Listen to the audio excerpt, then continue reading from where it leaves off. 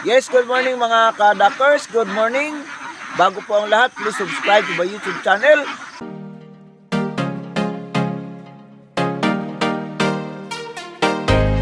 Dr. T3. Pakihit naman ang notification bell upang updated kayo sa mga video ko pang may upload. Mga kadakers, nakalipat na po tayo dito sa Campus 5.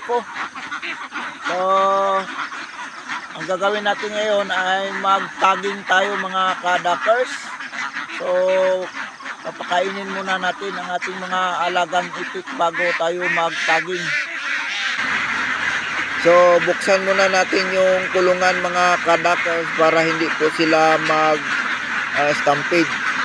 So, para makagalaw sila masyado kapag ihagis na natin yung ating ipatuka sa kanila. Yung ipapakain natin mga kadakers ay butil ng mais, yung hindi po siya na crack.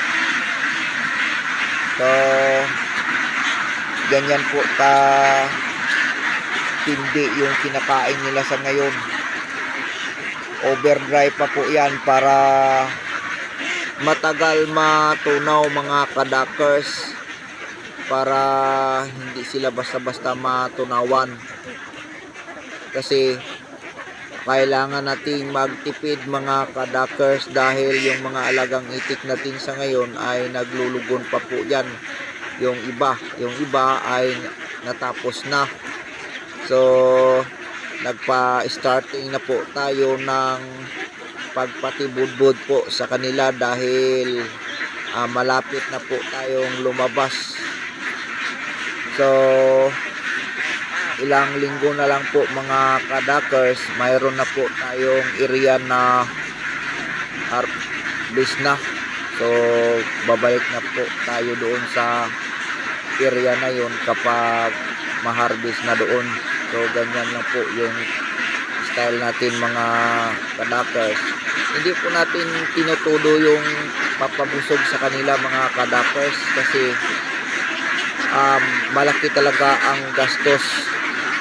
Yung ginagawa ko dito ay binubuhay lang po natin mga kadakers para hindi lang po sila mamamatay. So, ganyan po ang ginagawa natin mga kadakers. So, ilang klase yung pinapakain natin dyan. Dalawang klase po sa ngayon. Pagkatapos natin papakainin ng butil ng mais, ay hinahagisan natin ng seeds yan mga kadakers para yung hindi makakain masyado doon sa mais kasi mahina sila mag-abante. So doon sa pigs, dahil mapino, doon po sila babawi mga kadakers dahil yung iba busog na, hindi na po yan kakain. At kung mayroon talagang payat sa kanila, kasi yung itik mga kadakers minsan mayroon talagang mahina. So, kukunin at huhulihin natin para i-special natin sila sa pagpakain. So, yan mga kadakers, pang dalawang baldi pa yan. So, butil pa ng mais yung hinahagis natin dyan para po matagal matunaw. So, ganyan lang ang ginagawa natin dahil magtipid tayo ngayon mga kadakers. So, kung inyong makikita, malalaki talaga yung butil ng mais. Kaya ang ginawa ko dyan, pina-overdry ko para matagal talaga matunaw.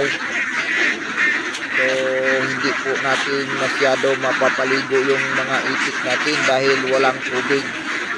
Dito lang yan sila sa puno ng lilim ng mangga.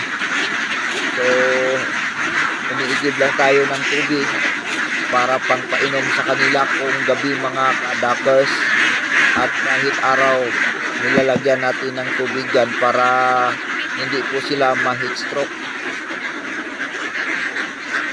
So, ganyan lang po ang ginagawa natin sa ngayon mga ka-duckers dahil hindi pa po nag-ulan.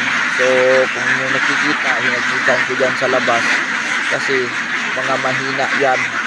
So, pinapalabas ko yung mahina at in-special ko talaga sila. At pagkatapos, pinukulong ko sila sa kanilang kulungan mga ka-duckers para mabawi naman yung mga payat at hindi sila mamamatay.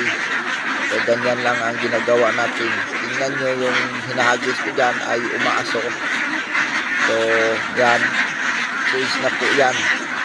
So, ginagamit natin ngayon ay duck layer pigs, duck flex 2.